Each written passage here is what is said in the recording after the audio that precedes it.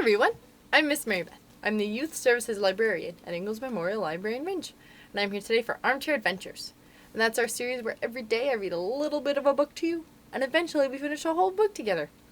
And the book we're reading right now is Peter Pan and Wendy by J.M. Barrie. And this book is about, do you know of Peter Pan? Have you heard of him? Well, this is his story. He is a boy who never grows up, and he lives in Neverland. And one day he appears in England in Wendy, John, and Michael's home. And he comes and he teaches them how to fly, and he takes them with him to Neverland because he wants friends, but he also wants Wendy to take care of them and be their mom. And he has a bunch of boys, all of his friends, called the Lost Boys. So Wendy and John and Michael and the Lost Boys and Peter have adventures every day in Neverland. But also in Neverland there are people who don't like them, right?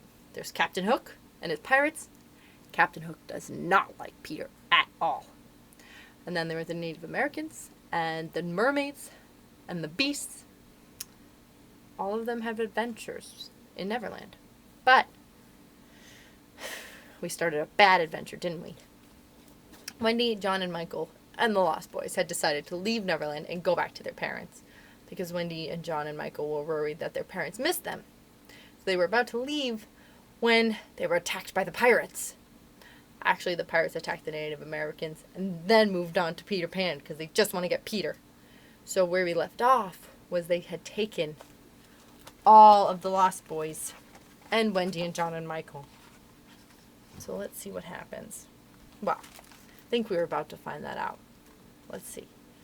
They were right outside their doors. And this is chapter 13. Do you believe in fairies? The more quickly this horror is disposed of, the better. The first to emerge from his tree was Curly, one of the Lost Boys. He rose out of the tree and into the arms of Secco, who flung him to Smee, who flung him to Starkey, who flung him to Bill Jukes, who flung him to Noodler. And so Curly was tossed from one pirate to another till he fell at the feet of the black pirate Hook. All the boys were plucked from their trees in this ruthless manner, and several of them were in the air at a time, like bales of goods flung from hand to hand. A different treatment was accorded to Wendy, who came last. With ironical politeness, Hook raised his hat to her, and, offering her his arm, he escorted Wendy to the spot where the others were being gagged. He did it with such an air, he was so frightfully polite, that she was too fascinated to cry out. She was only a little girl, after all. Perhaps it is telltale to divulge that for a moment Hook entranced Wendy, and we tell on her only because her slip led to strange results. Had she haughtily unhanded Hook, she would have been hurled through the air like the others, and then Hook probably would not have been present at the tying of the children. And had he not been present, he would not have discovered Slighty's secret. And without Slighty's secret, he could not have presently made his foul attempt on Peter's life. They were tied to prevent their flying away, doubled up with their knees close to their ears, and for the trussing of them into the black pirate had cut rope into 9 equal pieces. All went well until Slighty's turn came, when he was found to be like those irritating parcels that use up all the string in going round and leave no tags in which to tie a knot. There was not enough string.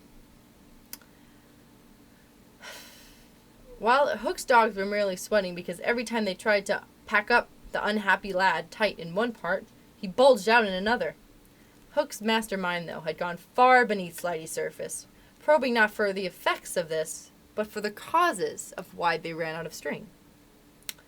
And to his exultation, he revealed that Hook had found out the cause. Slighty, white to the gills, knew that Hook had found out his secret, which was this: that no boy so blown out could use a tree wherein an average man would stick. Remember, they each have a specific tree that they go down that fits them perfectly. Poor Slighty, most wretched of all the children now, for he was in a panic about Peter. He bitterly regretted what he had done.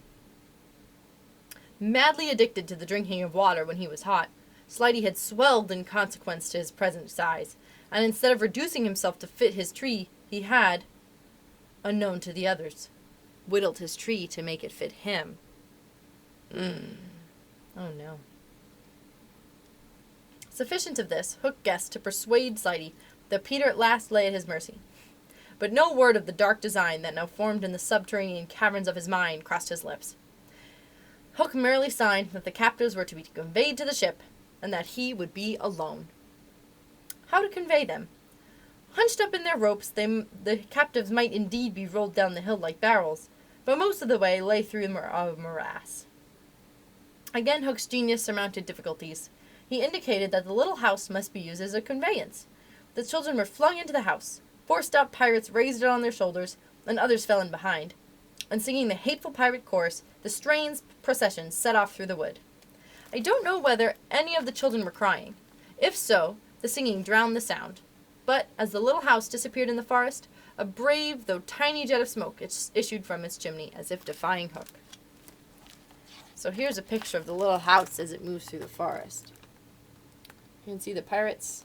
You can see the people in the house. Captive kids. Oh no.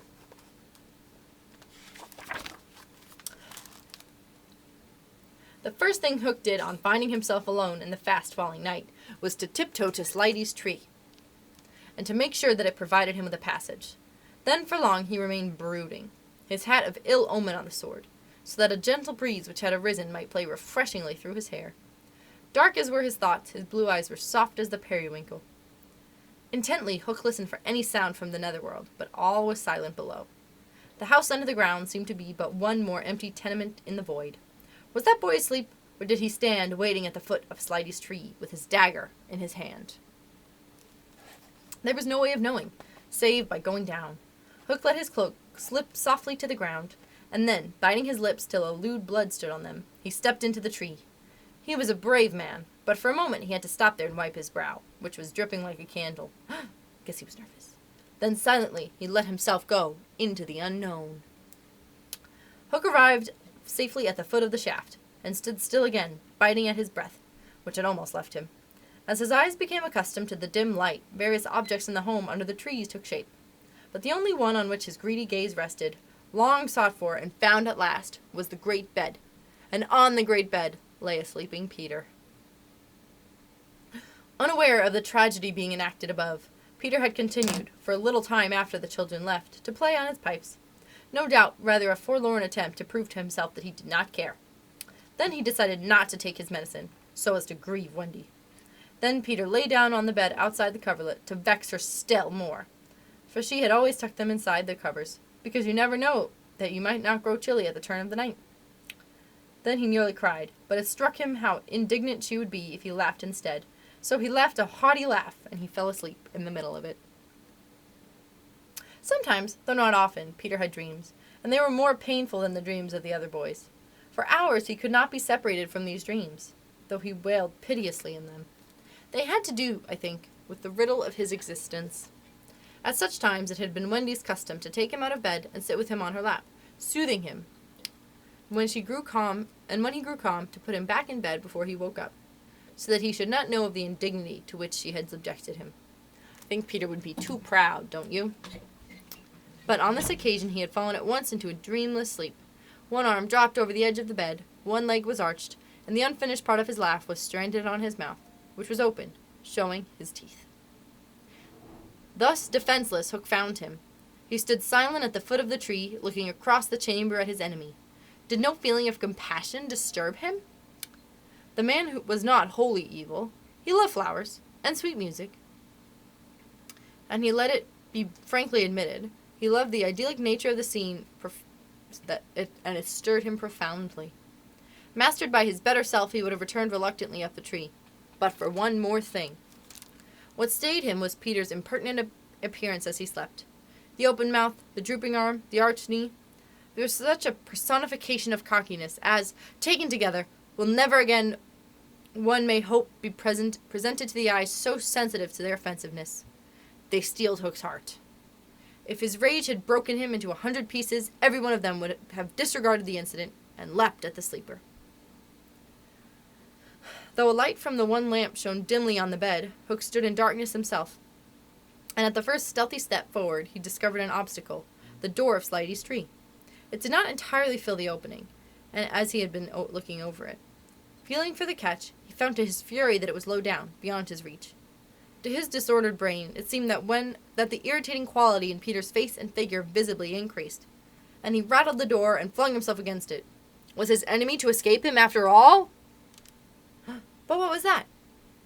The red in his eye had caught sight of Peter's medicine standing on a ledge within easy reach. He fathomed what it was straight away, and immediately he knew that the sleeper was in his power. Lest he should be taken alive, Hook always carried about him a dreadful drug, blended by himself of all the death-dealing rings he had come to in his possession. These he had boiled down into a yellow liquid quite unknown to science, which is probably the most potent poison in existence. 5 drops of this he now added to Peter's cup. Hook's hand shook, but it was in exultation rather than in shame. As he did it, he avoided glancing at the sleeper, but not lest pity should unnerve him, merely to avoid spilling. Then one long, gloating look he cast upon his victim, and turning, wormed his way with difficulty up the tree. As he emerged at the top, he looked at the very spirit of evil breaking from its hole. Donning his hat at its most rakish angle, he wound his cloak around him, holding one end in front as if to conceal his person from the night, of which it was the blackest part, and muttering strangely to himself, he stole away through the trees. Peter slept on. The light guttered and went out, leaving the tenement in darkness, but still he slept. It must have been not less than 10 o'clock by the crocodile, when suddenly he sat up in his bed, wakened by he knew not what. There was a soft, cautious tapping on the door of his tree. Soft and cautious, but in that stillness it was sinister. Peter felt for his dagger till the hand gripped it. Then he spoke. "Who is that?" For long there was no answer. Then again, the knock came. "Who are you?" No answer. He was thrilled, and he loved being thrilled. In 2 strides he reached the door. Unlike Slidy's door, it filled the opening, so that he could not see beyond it, nor could the one knocking see him. "I won't open unless you speak," Peter cried. Then at last the visitor spoke, in a lovely bell-like voice. "Let me in, Peter." It was Tink, and quickly he unbarred the door to her. She flew in excitedly, her face flushed and her dress stained with mud.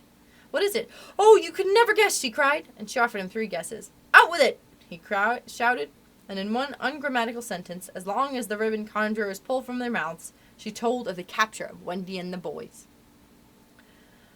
Peter's heart bobbed up and down as he listened. Wendy bound, and on the pirate ship, she who loved everything to be just so. "I'll rescue her!" he cried, leaping at his weapons. As he leapt, he thought of something he could do to please her. He could take his medicine. His hand closed on the fatal poison. "No!" shrieked Tinker Bell, who had heard Hook muttering about his deed as he sped through the forest. "Why not?" asked Peter. "It's poisoned," Tinker Bell said. "Poisoned? Who could have poisoned it?" "Hook." "Don't be silly. How could Hook have got down here?" Alas, Tinker Bell could not explain this, for even she did not know the dark secret of Slidy's tree. Nevertheless, Hook's words had left no room for doubt. The cup was poisoned. "Besides," said Peter, quite believing himself, "I never fell asleep." That Peter. He raised the cup. No time for words now, time for deeds.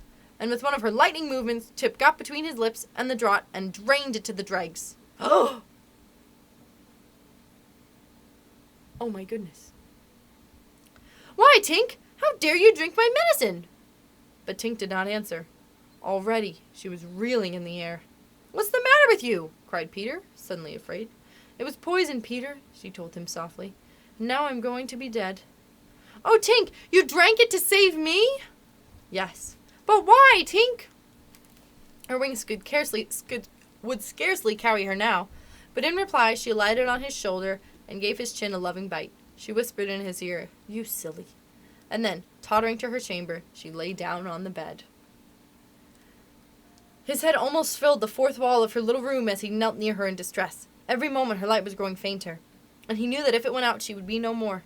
She liked his tears so much that she put out her beautiful finger and let them run over it.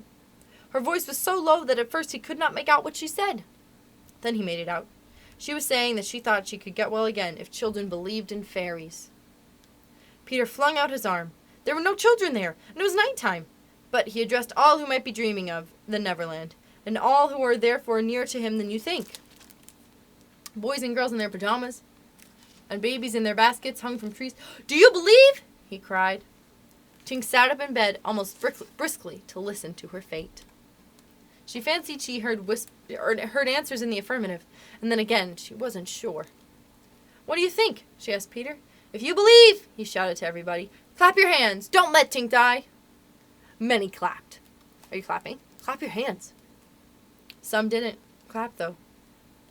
The clapping stopped suddenly, as if countless mothers had rushed to their nurseries to see what on earth was happening. But already Tink was saved! First her voice grew strong. Then she popped out of bed. Then she was flashing through the room more merrily and impudent than ever. She never thought of thanking those who believed. But she would have liked to get at the ones who had hissed at her. And now, to rescue Wendy! The moon was riding in a cloudy heaven when Peter rose from his tree, begirt with weapons and wearing little else, to set out upon his perilous quest. It was not such a night as he would have chosen. He had hoped to fly, keeping not far from the ground so that nothing unwanted should escape his eyes.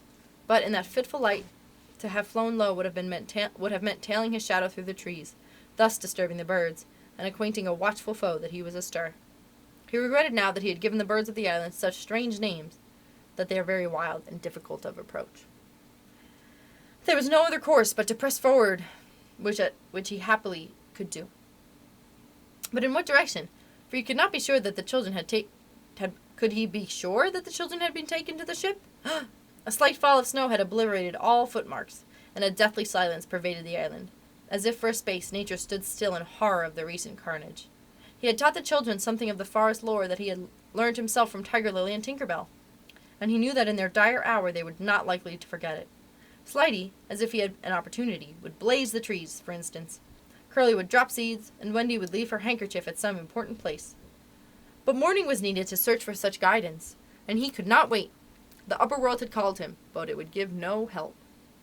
The crocodile passed him, but not another living thing, not a sound, not a movement. And yet he knew well that sudden death might be at the next tree, or stalking him from behind.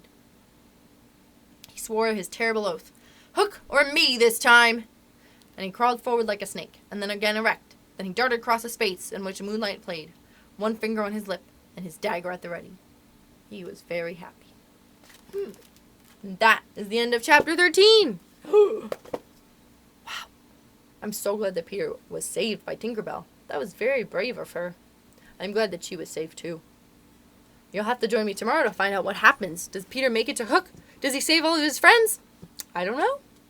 But before I say goodbye, I have to tell you the code word. Have you signed up for our summer reading program? Do you have a READSquared account online? You should sign up for one, because every time you listen to one of these, you get a raffle ticket, because you're joining me at a story time, at a program. So the code word for today is fairy. Did you get it? Good job. Okay. Log into your READSquared account today, and then you can get a raffle ticket. So thanks for joining me for today's Armchair Adventures. Have a fun day!